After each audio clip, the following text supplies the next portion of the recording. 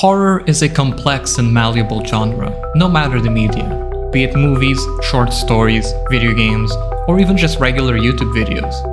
Today, I'd like to explore a subgenre of horror that's been creeping into the hearts of many. One that originated from the depths of internet culture, finding its roots in the haunting aesthetics of found footage films and glitchy VHS tapes. A genre that doesn't stop at videos or random internet creepypastas. A genre so powerful that it is almost single-handedly responsible for a new age of horror. A genre that blurs the lines of reality and fiction in a way never seen before. From boundary-pushing media to the immersive realms of indie games, today I'd like to explore analog horror.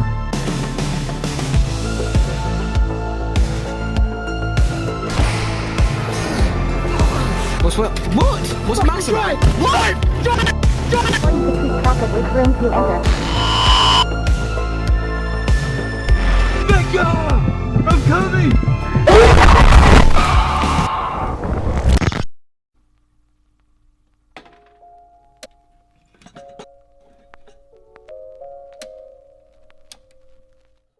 So, what is analog horror anyways? Well, as with any genre, there will be some interpretation, but commonly analog horror is characterized by having lo-fi visuals, distorted audio.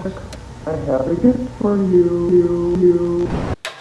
Wow, I hate this. Cryptic narratives, with most relying on the use of outdated technologies to help create that sense of dread and unease, usually anchoring to the period between the 1960s and 1990s. You'll see glitchy effects, shaky found footage cameras, distorted realities, and a healthy dose of surrealism. These creations are usually very unapologetic in their subject matter, taking a very raw approach to the actual horror it evokes from you. Most of these projects tend to have their footage be corrupted or lost media, be it because it's an outdated emergency broadcast system or maybe something more sinister. All of this helps to further emphasize the mystery aspect of this genre. The lack of any real characters in most of these also helps to go a long way to make you feel like you're looking at something you shouldn't, that you're taking a peek behind the curtain, so to speak. You'll be witnessing a lot of weird things you won't understand, but the thing looking back at you does understand you. Probably better than you understand yourself. This is a true horror of analog. You have a sense that, in watching, you're becoming part of the story/mythos, and thus are a lot more susceptible to it. Where the genre originated specifically, it's hard to track, but as you might expect, most analog horror media started in obscure internet forums, creating what some would consider internet folklore. Entities like Slenderman, Momo, Jeff the Killer,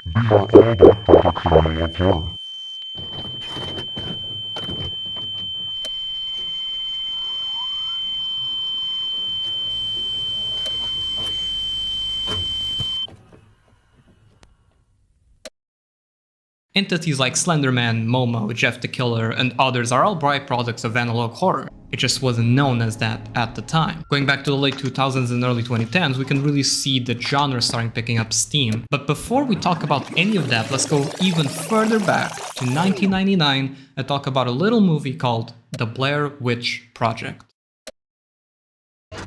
Just want to apologize to Mike's mom and Josh's mom and my mom. If you've had any curiosity in horror movies whatsoever, this is a title you've probably heard of before, if not already watched. The reason I want to highlight this movie specifically is because it was the very first found footage film that garnered a cult following, which really went a long way in popularizing this style. It also has all the hallmarks of most subsequent analog media thereafter: lo-fi footage, glitchy effects, and characters getting way too close to the camera, like, seriously, personal space, hello? The marketing for this movie was very unique at the time, with missing persons posters and fake police reports being created and shared all over the very early stages of the internet, and this resulted in stardom. And just like that, the blur that Blair Witch created between reality and fiction would become a staple of the genre. A year prior to Blair Witch coming out, you had The Ring, where the entire plot was about a haunted cassette tape that makes a girl come out of TV to murder you. That's analog, baby. Inland Empire in 2006, Paranormal Activity in 2007, which had a really goofy trailer back in the day. Oh, look how scary it is. These are so good. Wreck in 2008, you get the picture. But like I mentioned before, at the time the term analog horror wasn't really associated with these types of media. these properties would just be seen as regular entries in the horror genre, albeit experimental. Then creepypastas happened.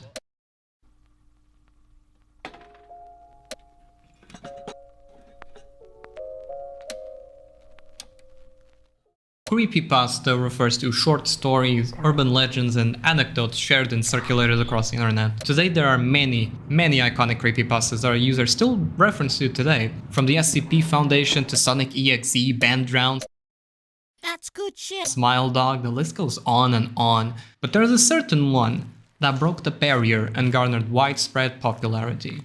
That, of course, being Slenderman.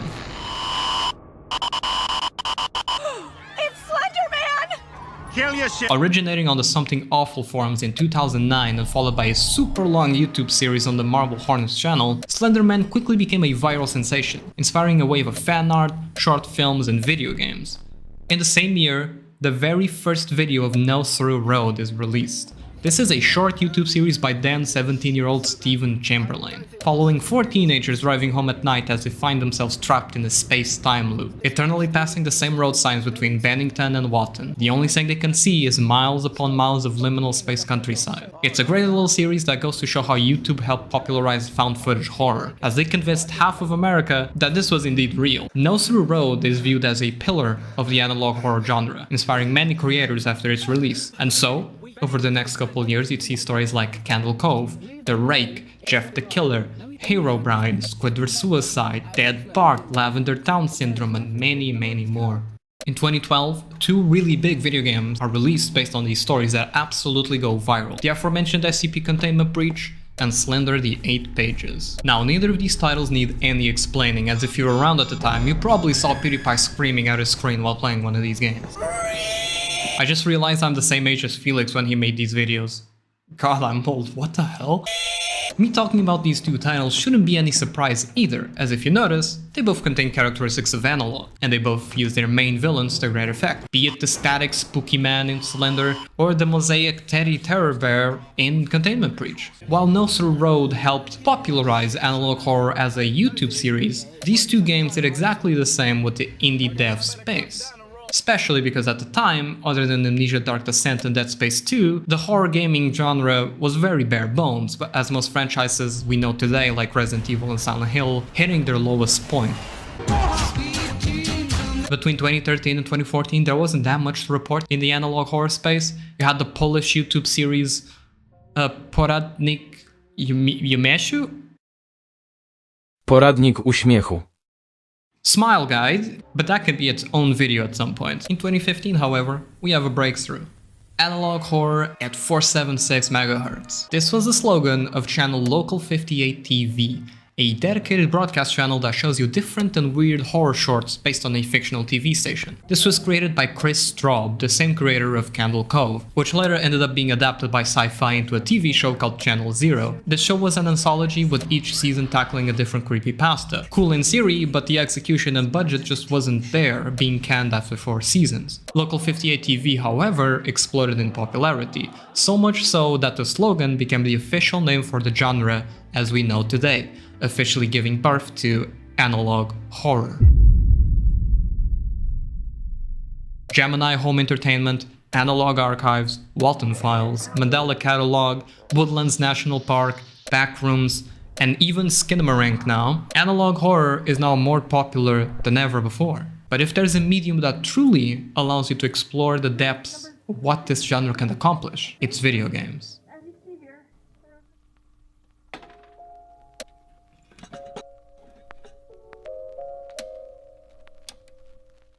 The influence of analog horror on the indie horror space is undeniable, with many developers leveraging the genre's themes of fear, mystery, and the unknown to create immersive and chilling gaming experiences.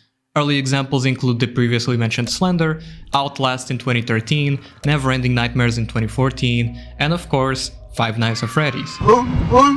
Working off of limited resources but unlimited creativity, the indie horror space has now entered a new era, and no website shows that off better than itch.io. Itch.io has been the go-to place for indie developers to test weird, experimental, or otherwise very niche ideas. giving titles like Holocure, Doki Doki Literature Club, and Voices of the Void. One day I'll talk about you, just you wait. The time and attention they deserve, something that would be 10 times harder on other platforms, say Steam or GOG, making itch a perfect breeding ground for analog horror games. Maple County, created by Thorne Baker and based off of the Mandela Catalogue series, is a short 10-minute experience that has you undergo an interactive training tape for the Maple County Police Department. If you're familiar with the Mandela Catalogue, then you might already know where this game is going.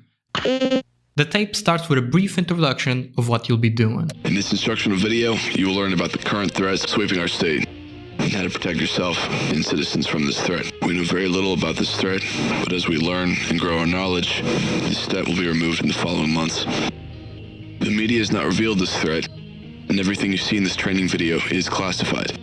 Sharing this information with friends or loved ones is not permitted. Notice how they don't tell you exactly what the threat is, which will later feed into the paranoia said threat creates in you once you find out what it is. Your first task is simple. Click the most unsettling picture. I will click the woman, I guess. She looks coked out of her mind. Well, that's unsettling.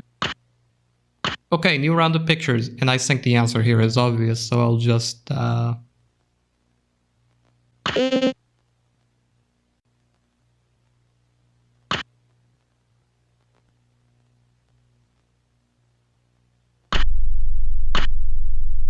Felt that? This is the perfect example of how to invoke dread from the player. Usually, analog horror obeys the rule of 3, showing you something normal, followed by something a little weird, but still normal enough for your brain to kinda ignore it, and then boom, up in your face. God damn it, I told you, personal space, Jesus. Man, this shit whack, man. The rule of 3 is of course nothing new in the creative world, with comedians, movies, and even small set pieces in games obeying the rule of 3, as it's proven psychologically to be the most effective way to cause the viewer to emote. East, so there will be chances for showers. Clicking the spooky girl, she vanishes, and then a curveball gets thrown at you.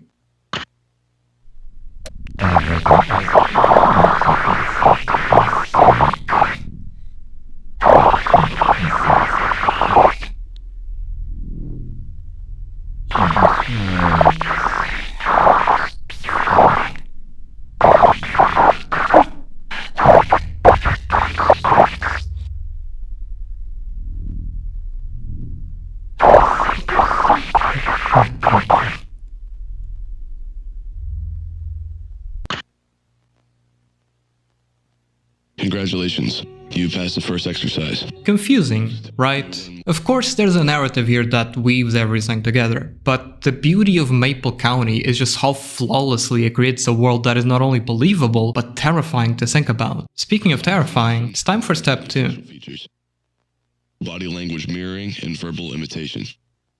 Lack of eye tracking and awkward movement. Unusable.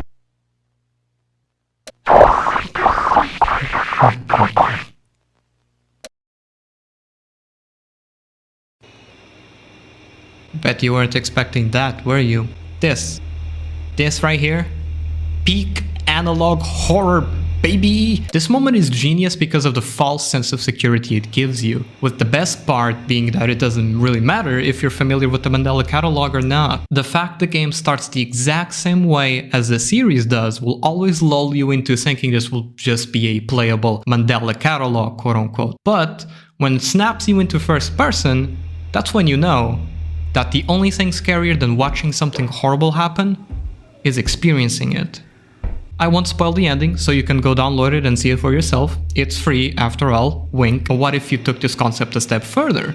Enter the Prototype, created by Rain Slices for the O2A2 visual novel jam in 2023, where the catch of that particular jam was not only did developers have a limited time to develop a visual novel game, only 10 days in this case, but each game could only contain a maximum of 1,000 words. And let's just say that Rain Slices cooked a fine meal. Let's have a taste. So good and tasty. The story follows a preliminary testing assessment for the latest prototype developed by Pandemonium Technologies. The only thing you need to know about this company is that they create electronic puppets, as evident by the voice intro I'll play for you shortly, and with a name like that, you know they're the bad guys. Before you is the Plaything prototype. He is a state-of-the-art talking companion intended for all ages. His features include lifelike movement, a lovely singing voice, and human-like response. The plaything is capable of functioning as your family, your friend, your entertainment. He is unlike any other companion. At Pandemonium, we take pride in the quality of our electronic puppets, ensuring that customer experience. Wait, why did he stop talking? Did he ran into the 999 word wall or something? To complete the game, you have to give the prototype a series of prompts and decide if its reaction to said prompt is appropriate. For example, the first exercise tells you that they will be testing the arm area, followed by signals being sent to the prototype.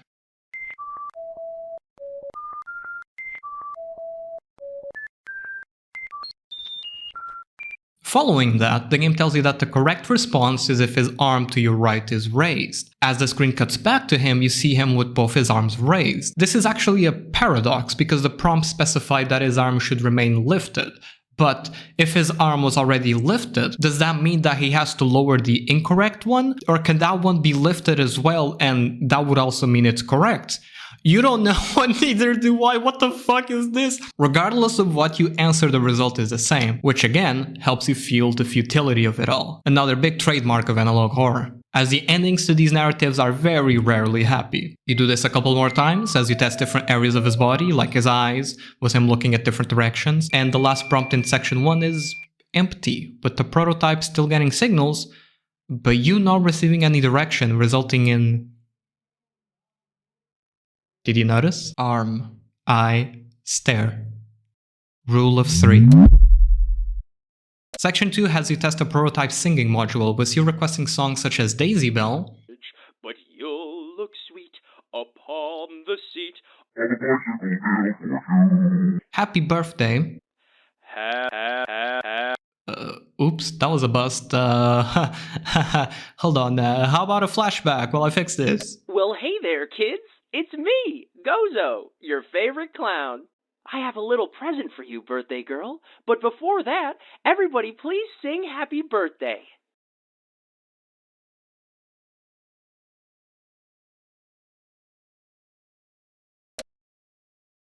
Alright, I'm back. Y'all ready for section 3? Oh, what's section 3?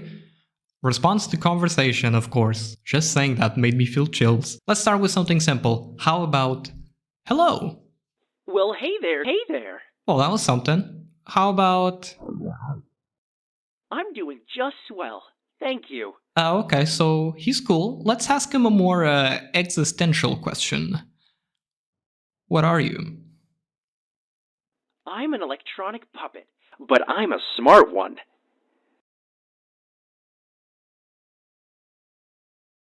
Did you notice? He says he's a smart one and then looks off to the side. Let's ask him, what can you do? I was created to sing, make jokes, and so much more. I am a talking companion intended for all ages. I can be your family, your friend, your... My... what? You know what? How about a joke? Why did the cupcake go to the doctor's office? Why? Because it was feeling crummy. Ha, ha, ha. I get it. Sure, tell me another one. I have a good one. What type of tape do kidnappers use?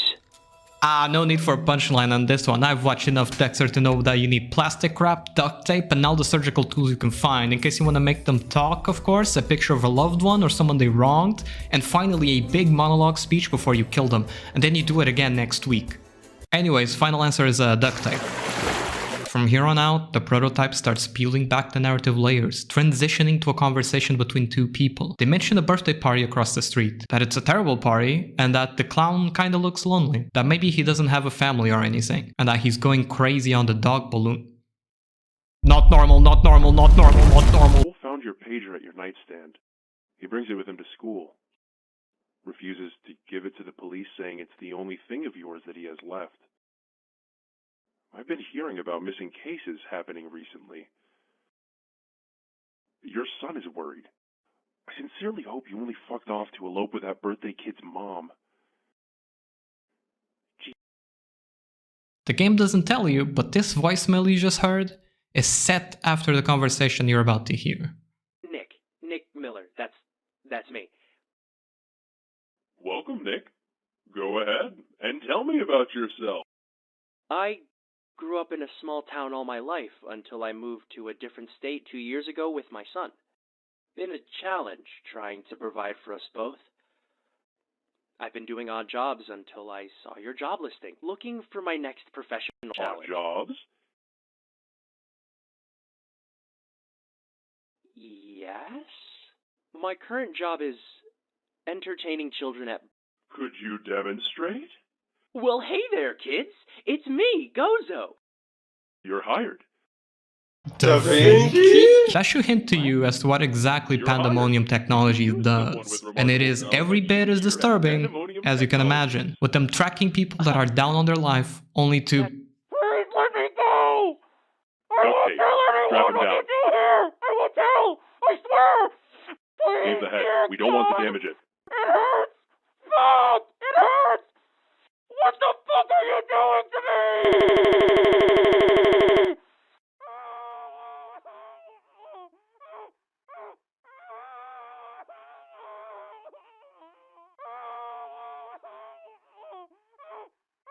I'm gonna go with not normal on this one. I shall have nightmares tonight. Thanks. And now we've come full circle, with the game revealing who you were playing as this entire time. Playing as the villain all along, a trope that is actually becoming increasingly popular, especially with titles like Mouthwashing and the Silent Hill 2 remake coming out in the previous couple months, where they place you in the shoes of someone who commits an atrocity, and letting you truly explore the depths of those feelings and actions.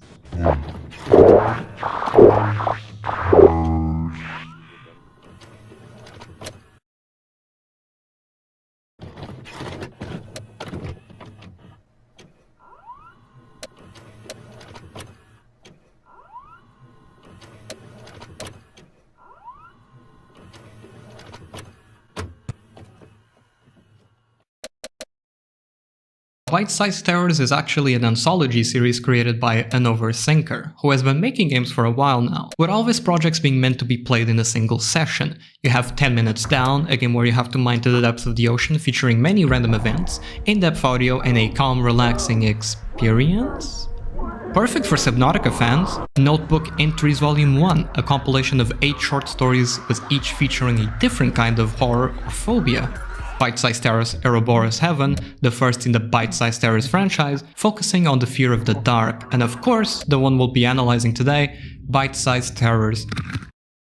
To start, I'd like to mention that this is a demo, with the full game coming out hopefully at some point in 2025. This demo isn't overly long, clocking in at about 10 to 15 minutes in length. The very first screen is an immediate warning. They're waiting, they're watching, they're around you. Rule of 3 be damned on this one, we're in for a ride. I'm over here stroking my dick. I got lotion on my dick right now. I'm stroking my shit.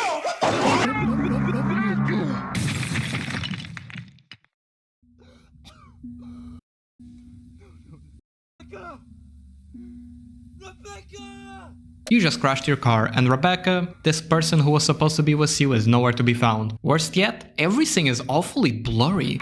Your glasses broke in the crash, so this is the game recreating the blurry vision you get without them. And as a non-glass user, please let me know if this is realistic or not, because I kinda like the effect and how it's used. I'm just not sure if it's just gonna be annoying if the full game is entirely like this. So I'm curious to see what the developer does for the full release. You walk further down the woods with many noises happening around you, and then...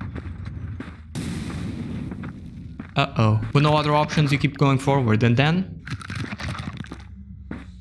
This abomination is absolute nightmare fuel. The fact it's not really animated, just jerking its limbs into different positions, the fact it can mimic human voices, and not only that, it knows our language because it tells you to run.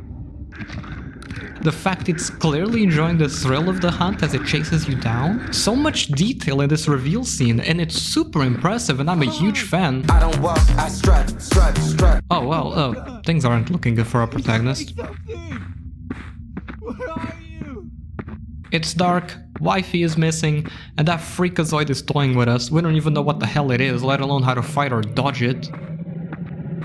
That doesn't sound like the same creature, but as everything hits rock bottom, a light in the distance reveals itself. Well, never mind, we're at rock bottom now. There's someone inside this house, but at least it's better than staying out here, right? As you enter the house, the entire soundscape changes. The droning sounds of the woods are no longer with you. This is worse. Did you see that? Where'd they go? Wait, let me check under the table. Alright, phew. Oh god damn it. Well, this sucks, but we're already here, so down to the basement we go. In here, somehow, we hear Rebecca's phone, so we run towards it. I'm coming! But as soon as we reach it,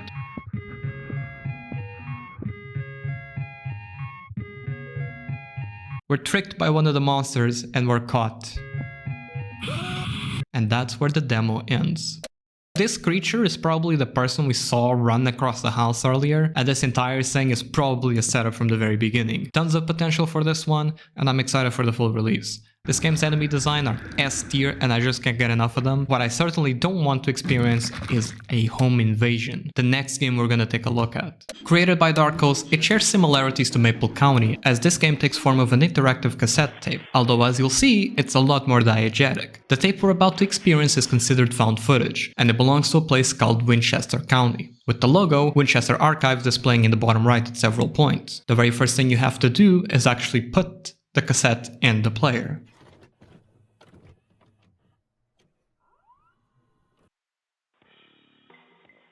The game begins with an intro about gun safety, displaying a couple facts before asking you to test your shooting ability.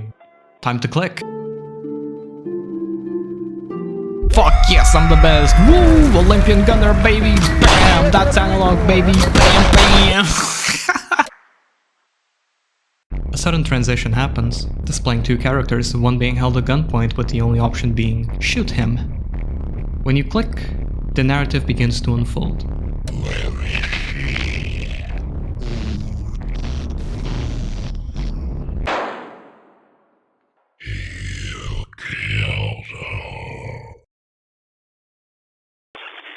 The game snap cuts into an emergency alert, reports of a child abduction. The broadcast then gives you safety instructions. For your safety, please follow these instructions.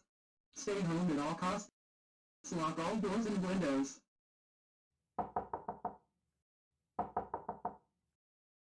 Hello? Here the game makes you click the gun. Twice.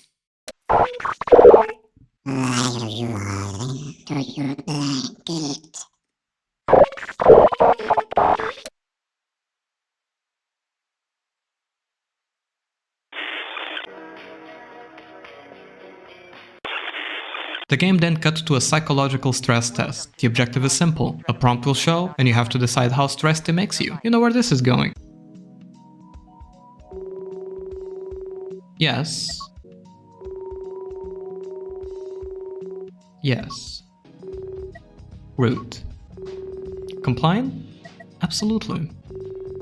Bottling? Of course. Lies? Nah, I'm not about that. Oh, yeah, no? Yes? This is a true genius of home invasion, being able to use every facet of a game to cause you to feel all sorts of horrifying feelings. The twist in the narrative, the unsettling implications, the bottom left indicating that a sound file is playing, fully embracing the VHS medium. This is a twist you were waiting for. Instead of placing you in a first-person view, it gives you a top-down perspective, with a flashlight aiming whatever your cursor is. This section is kind of similar to the FNAF minigames, if you've ever played those. You just simply walk around until you eventually come across a blood trail, and at the end of the trail, a gun. And Wait, is that fucking Germa? What follows is a 911 call of a distressed father, informing them his daughter's gone missing, with her last whereabouts being in her bed.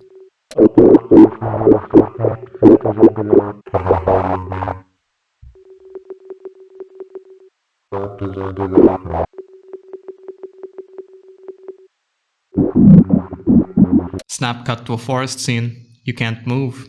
You can only observe. You can almost make out shapes in the dark, but then again, you're never really sure if it's your mind playing tricks on you. The remaining footage of that segment is corrupt, so we transition to a text transcript of the case file. The same case related to the abduction of Green's child. As I say this, an officer is already en route to the house. Stopping in front of the house, there's no signal of anyone inside. The car is still in the driveway. The child was last seen in the There's something in the basement. This section is very ex mortis coded, remember that? Entering the basement, you have a new UI counter. 0 out of 99. 99 what, you ask? Pictures, of course! So you take pictures. Again and again. Trying to find anything, something of note when...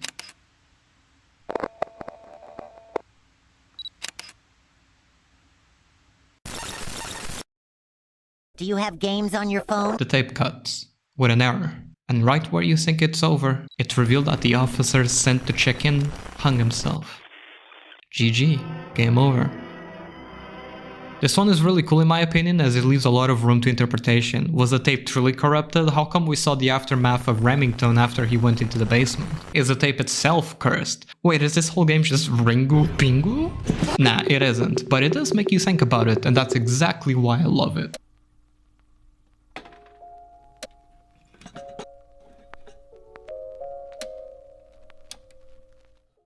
The following two games, Funeralpolis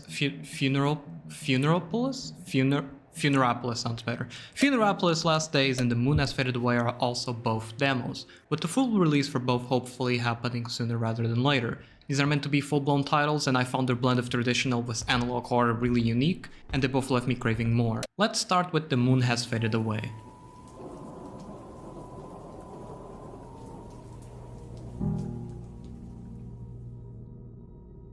Created by Bluebird Games, this is a heartfelt story about existentialism, what it means to be human, and despair. August 24th, 2 PM. No year specified, but from the looks of that TV and from the other scenes in the game, it's safe to say that this is around the early 90s. We start by having our main character talk about how spacious our current house is, and that hopefully it will be the last time you move. That unfortunately mom's job forces her to travel a lot, so they don't really know anyone. But the apartment is on the 9th floor, giving you a great view of the outside. The game officially begins in your room, with the first objective being to look for your mom, her room being the one at the end of the hall. Taking a moment to look around, you'll notice that this entire game is very pixelated. And I don't mean PS1 style graphics like Signalis or mouthwashing, I mean I'm scared or lost in Vivo. That type of pixelated. Before interacting with the door, you can explore the house and really take a good look around. You'll find moving boxes and little furniture. The kitchen is very small, having a little square formation as a table in the middle, allowing you to circle it, to ring around the roses style. There's also a bathroom, and interestingly enough, there's a see-through curtain on the tub. You open your mom's room to find it empty, and your character suggests to ask Elida about her whereabouts. Elida is your sister, and as far as you're concerned, the only person other than your mom that cares about you and has any degree of companionship towards you. Entering her room, you ask her about mom. She mentions that mom is out shopping and is getting a better gist of the city. They're not from here after all. In the hallway, you hear the sink come on. Must be mom. Let's check the kitchen. Hey, there she is. Decide to ask her if she needs help, and she gives you a couple objectives to do. Effectively, this is the game's tutorial, with each object serving as a different type of interaction. First is a radio. You click it, it comes on. Riveting. You grab your backpack and you place it in your bedroom. Time to grab the box. There we go. Objective done, and now we get to eat. Here mom explains why they had to move to a new city. It's a bit ham-fisted, but we'll roll with it. The city has a lot more to see, more opportunities. It could even be easier for Alex, our protagonist, to find a job here. You're not really sure if you're ready for a job though, which is kind of relatable. Then they reminisce about where they lived, that they miss their extended family, and mom assures them that we'll visit them anyways, that she understands this is all a whirlwind of change, but that we will be fine and that we'll settle. And she also mentions that we'll meet our neighbors soon. Hopefully they're nice people. Lunch is over, so you turn off the radio and tidy things in your room. Time passes. Mom hammers into you that this is it now. We are officially in a new home, and that tomorrow, we're meeting the neighbors.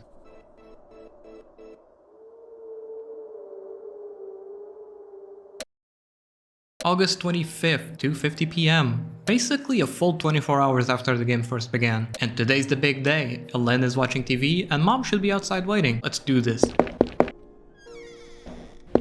Talking to Elena, you explain that Mom is waiting outside. She walks off, without turning the TV off, this damn brat, or the radio.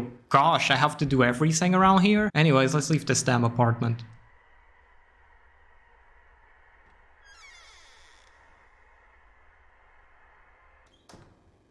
Our protagonist mentions that he's anxious of meeting new people. Me too, man, but Mom assures us that everything will be fine, so you knock on the door.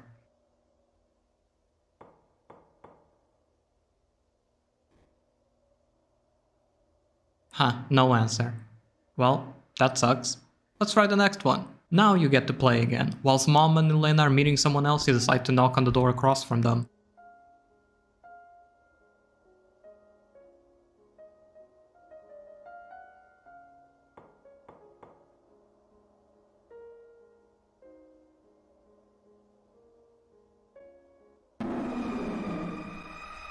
Do you have games on your phone? Too close, goddammit! Personal space! Personal space! Now, obviously, this is the bad guy. How can you tell? Well, he has a spooky scar in his eye, and worst of all, he's, bald. He tells you to screw off and shuts the door on you. Then your mom tells you that you shouldn't bother him, which would have been nice to know before I knocked on the door. Whatever. We learn his name is Mr. Bosch. He used to be a veteran. It's hinted that his mental faculties aren't all there anymore, and with the recent death of his wife, he now prefers to be alone, which, given his circumstances, is kinda understandable, even though he kinda rude, yo. When there's an unexpected knock on the door, most people's instinct is, don't answer it. Well, tonight, police want you to know your gut reaction could get you killed. After that whole ordeal is done, you decide to go back to your apartment when, surprise! More neighbors. And the very first thing our character says is, the family is strange. There's a joke here somewhere. I'll let you connect the dots. Alex mentions that they were behaving weirdly, and that their two daughters were acting the same way. And after an awkward back and forth, you finally leave. The game then transitions to later, at night. The rest of the day was normal, but the night was abnormally cold today. We're trying to catch a wink of sleep when...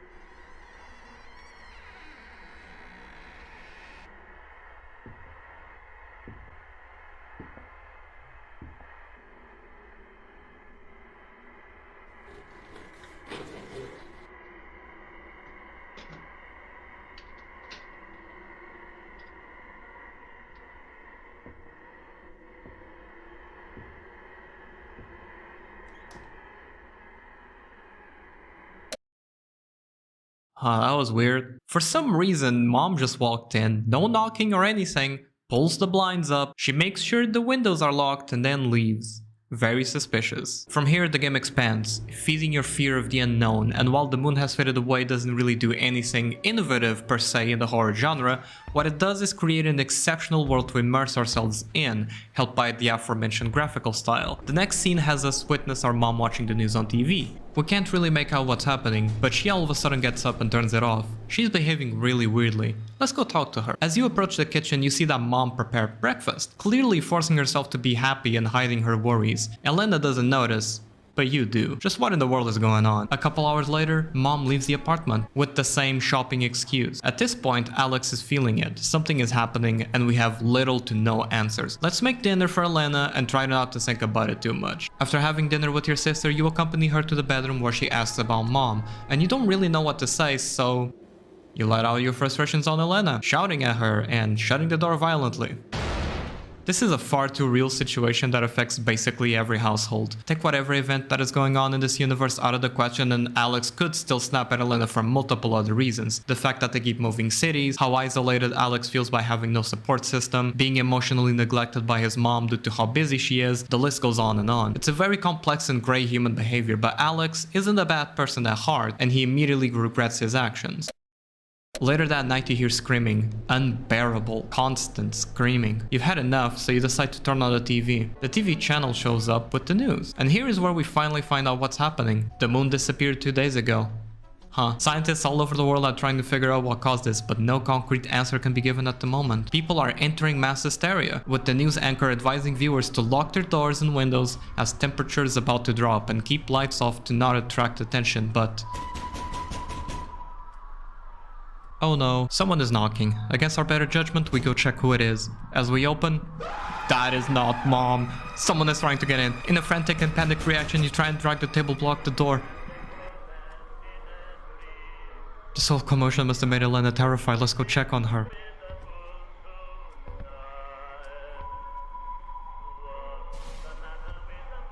Oh no. Let's... Hold on. Before we check on Elena, let's see the balcony and...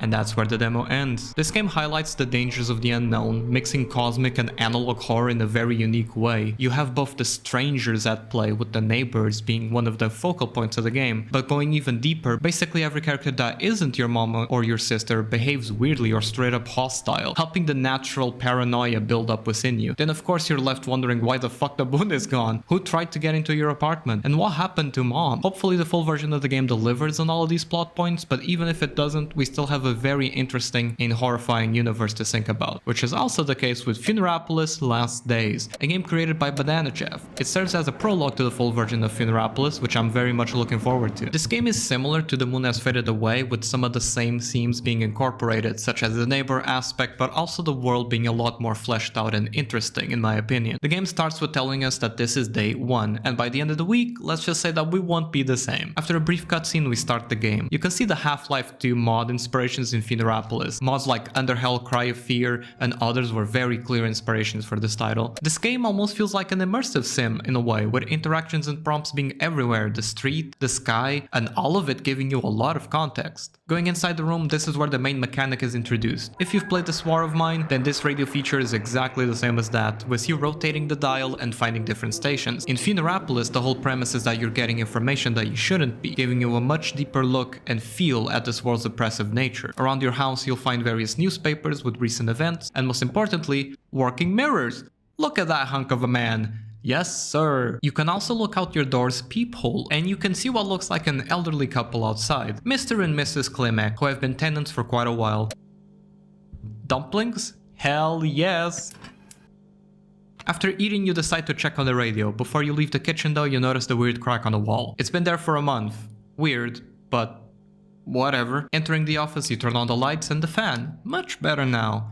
Let's check the radio. You find a frequency belonging to a church, talking about some mining operation. They mention a liquid they found has been getting out of control, that some of the crew came in contact with it, but they aren't doing too good, so they've been sent to be examined. They also mention some sort of soup, and that its surface moved? Yeah, just their imagination. Let's keep turning here. Well, that's it, I guess. Taking a look outside, you find the streets empty and...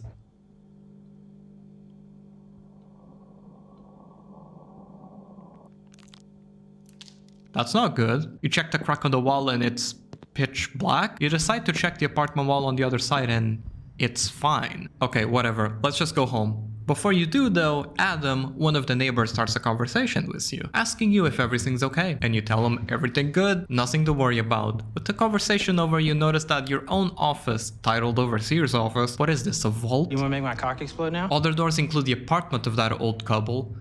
Couple? What the fuck is a couple? A public bathroom that I personally would never use, an empty apartment, another couple we haven't met yet, Adam's apartment of course, and some old guy who apparently is kinda creepy. And there's weird noises coming from the other side of the door. Yikes. Next to his door is a note that talks about the new underground power station, but also warns you about something called Rusty Rain, and that the megacity of Hatta Grobno, where you live, just reached 12 million inhabitants. Also mentions 9 workers gone missing, clearly a reference to that liquid operation we heard about before. Before you walk back home, Adam asks you when the janitor is coming back. He has a busted light in his apartment, but the janitor is sick and there's no one to replace him. You finally head back home. Time to hit the snooze.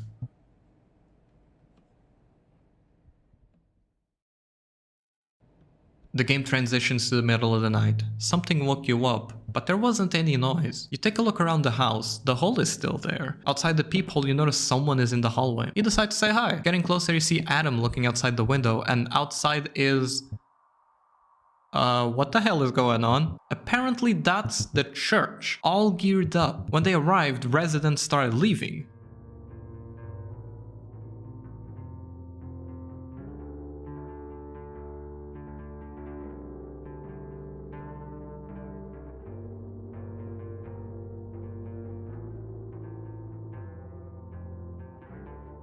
Looks like people are being loaded into the trains. We should be hearing about this in the news tomorrow, and hopefully we'll get some answers. Going back to your apartment, you finally fall asleep. It's day 2. You start with looking outside the balcony. Streets feel even more empty than before. Let's check the radio. Finding the first station, you hear about how the city's conditions are becoming bad. That a lot of people have decided to leave. The transports are becoming overcrowded and current infrastructure can barely keep up. Some trains aren't even showing up, and if you want to walk out of the city, you're looking at a 2-day trek until the next point of civilization. Something that could prove fatal to the unprepared. Finding the church channel again, you hear someone talk about certain guidelines and how they have failed them. That something happened which shouldn't have, and that lives are now in danger. And apparently, buildings that show you dangerous activity will be marked and placed under lockdown. Now explaining why so many residents are leaving. Now the question is, the crack in the wall, could that cause the church to mark our building? Let's check on it. On inspecting it, we find that it's emitting a hum. And while it doesn't look like anything that could be dangerous right now, we have no idea what it is or where it came from. What we can do, however, is test it. Damn it, you're missing a cable. There should be one in your hallway office. You walk outside to find Mrs. Klimek. You greet her, and after some small talk, you walk to the end of the hallway to find Adam blasting some bangers.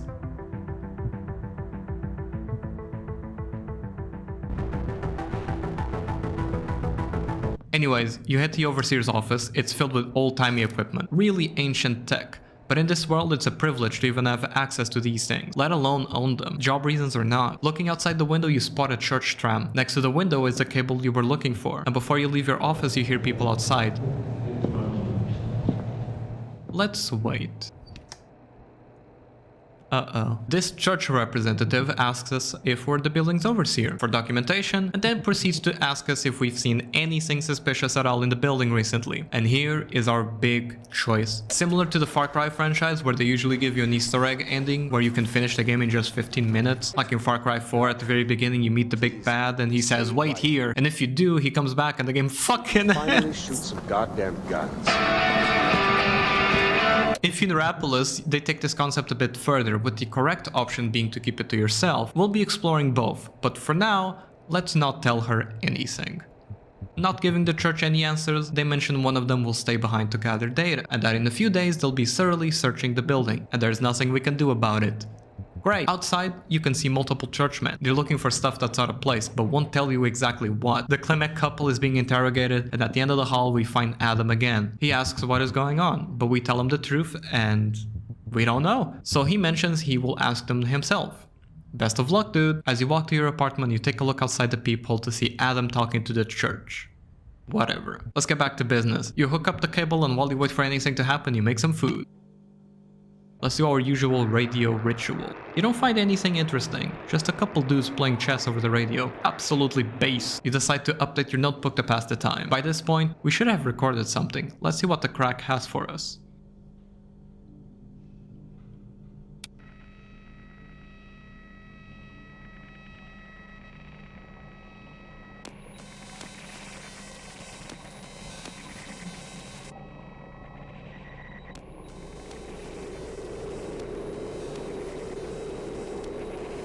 The noises you hear throw you for a loop. Your vision is distorted. You feel like puking. Let's just go to bed. As you try to fall asleep, you're teleported to a world of blood.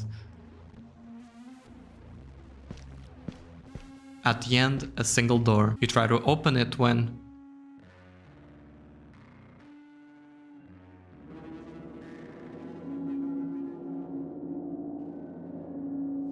you collapse. What the hell just happened? The sounds are gone. Looking in the mirror, you find yourself covered in blood, so it wasn't a dream after all. You try to cover up what happened, cleaning the blood on the floor. After that, you decide to shower, but the The red isn't coming off. It doesn't hurt, but why? A knock. Is Mr. Nida? Let's see what's up. He mentions there's a light at the end of the hall that's sparking, and that it's dangerous as it could cause a fire. Man, where's that janitor when you need him? Going outside like this is kinda sus, but what other option do we have as an overseer? You find some bandages in the bathroom cabinet.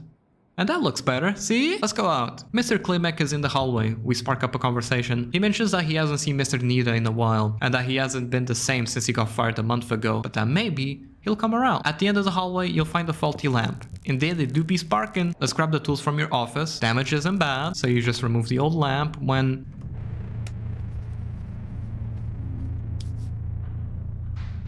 Nida grabs your arm and says he wants to see it, immediately questioning you with his final line saying, "See you in hell." As you walk back to your apartment, Adam comes up to you and says he overheard your conversation as he was walking up the stairs. You say that you're confused, that Mr. Nida's mental health is getting worse, and with everything going on, it seems to have exacerbated the problem. Adam says that's the first time he saw Mr. Nida in a while. He won't even leave his house to grab food from the cafeteria. And before leaving, you tell Adam that he can tell you if Mr. Nida is being too noisy, which Adam responds, "Bro, I saw he dies."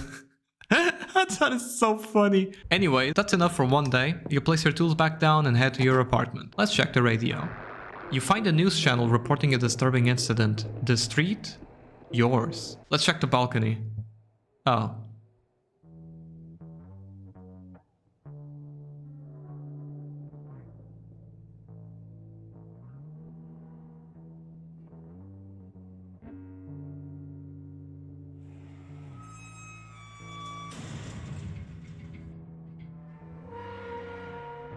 Well, that's unsettling. The ground itself is now cracking, with people's attention being divided between the bloody display and what seems to be an unprecedented earthquake. Walking outside your apartment, you find Mrs. Bezier smoking near the sinks. You ask her if she's okay, and obviously she felt that shake. She's distraught and stressed out, as anyone realistically would be. No one really knows what's going on. And here Mrs. Bezier goes off on you, saying you suck as an overseer, that you don't know what you're doing, and that you see yourself as bigger and better than everyone else, that you should leave. Well, that kinda sucked. Let's go home and relax. You decide to take off the bandage. That's enough people interaction for the day. Checking the radio, you find the same news station reporting on the cracks, with some of them being as wide as a meter, and advising people to be wary of their surroundings. As you turn, you find the church's frequency, with someone talking about the bloody incident that happened in our street. Apparently they couldn't tell if he was mad or just in pain, that he looked like he was covered in blood, but as they approached, it turned out to be something different. His actual body was red, so they decided to subdue him and take him to a lab for testing. The people that took him there all showed symptoms of extreme irritation. Let's hope it's nothing. Today has been a lot. Let's take some pills to help us sleep, otherwise we'll get a migraine. Well, that's terrifying. Interacting with the door, our protagonist admits that he forgot to lock it, that this day has gone on long enough, and that he's done with this shit. As you head to sleep, you feel compelled to cover the crack in the wall. Wall crack. With nothing better to use, table it is. Alright, finally, sleep time. You're transported somewhere. The layout is the same as your apartment. Let's try and use the radio.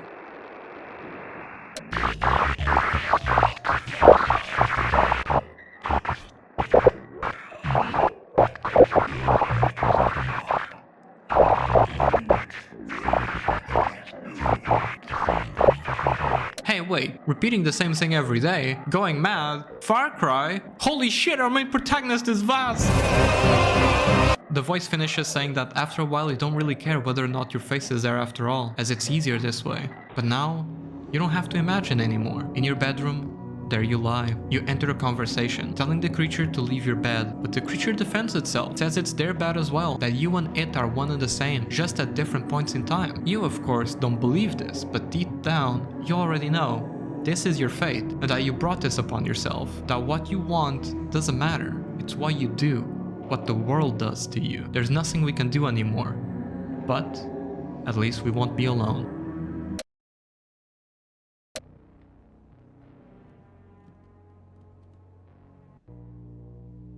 You wake up. Something is off. It has already begun. This disintegration. Someone is at the door. Looking through the peephole, you find Mrs. Klimek. You can't really talk to her with your arm exposed, so you talk to her through the door. She tells you that her husband is in bad condition, that he's not waking up, and that no matter what she does, she can't get through to him. Here you tell her that you're in no shape to help, that you're barely able to stand as you apologize before she leaves. Looking at the mirror, you're disgusted with yourself. Let's check the radio. You find out about another block of people who were relocated, and while the church has been operating in the shadows so far, that has changed, as their operation grew too large to remain hidden. No statements have been provided, leaving the people of Hutta Grobno in the dark. Speaking of the church, here's their channel. This time they mention an anonymous residence report, apparently the same street as the bloody incident. Oh no, they're talking about your building. The church is on the way. Hey look, they're outside. Let's check.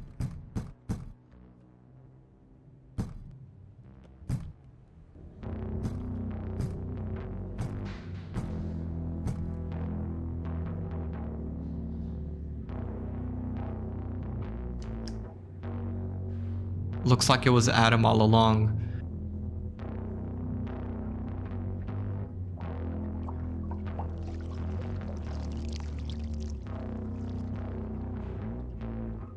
And Mr. Nita, let's just say he's been infected for a while.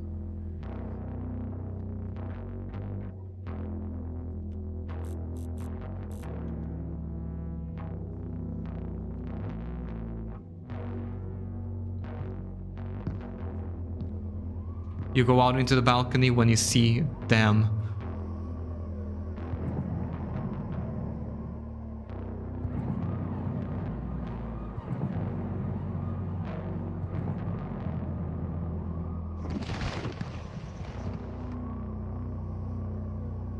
These truly are our last days. But what if we went back in time to that big moment where we first confronted the church and told them the truth? Well, they ask you to explain the situation. Apparently, it was a good call to tell them.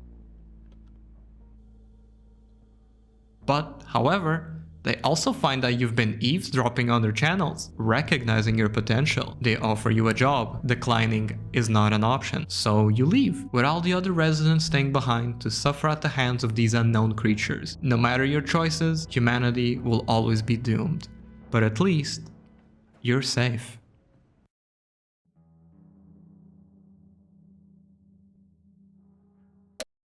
The origins of analog horror have paved the way for a new age of horror, be it through short but extremely well-made videos, creepypastas, indie horror games, and now even movies like Skinamarink. By tapping into the rich tapestry of internet folklore and online horror narratives, indie game developers have created a diverse, unique, and dynamic landscape of games that offers players very new and unorthodox experiences. Ultimately, these projects represent a symbiotic relationship between storytelling and placing us in the driver's seat, allowing us to confront our fears and immerse ourselves in a world where the line between reality and nightmare blurs. As we continue to explore the dark realms of online media, it's clear that the legacy of analog horror will continue to live on, helping shape the future of horror itself as a genre. Hopefully now you understand why I think that analog horror and itch.io are especially important to the genre, as without them, we wouldn't be able to witness the evolution of fear in front of our very eyes. And it also helps the notion that it doesn't really matter what type of abyss we look at, be it digital, classical, or analog, and Abyss will always look back at us using our worst fears as weapons. And if there's a genre that really understands the concept of fear, it's analog horror.